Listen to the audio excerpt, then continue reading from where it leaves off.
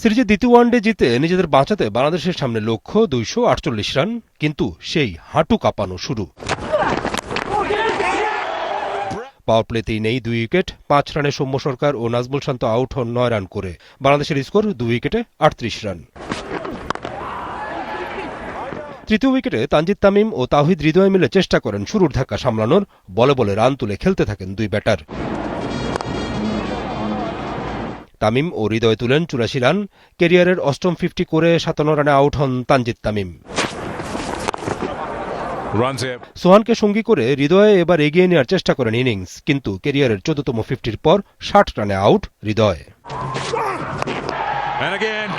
শেষ 10 ওভারে দরকার হয় 57 রান, কিন্তু অবিবেচক নুরুল হাসান সোহান আউট হন 38 রান করে।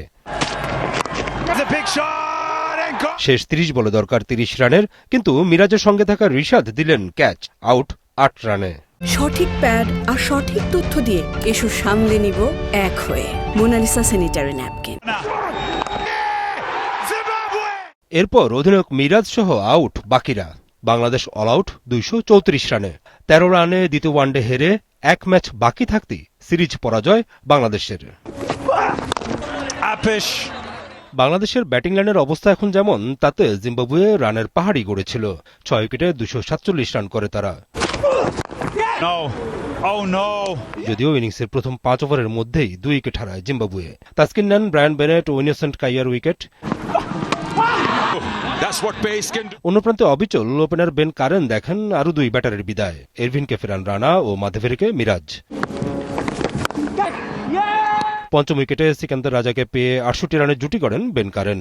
33 রানে সিকান্দার রাজাকে ফেরান স্পিনার ও অধিনায়ক মেহেদী মিরাজ।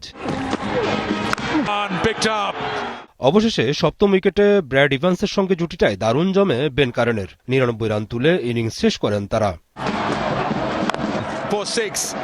ক্যারিয়ারের দ্বিতীয় সেঞ্চুরি করা কারেন অপরাজিত থাকেন 111 রানে, আর 2-4 ও 5-6 58 রান করেন ব্র্যাড ইভান্স।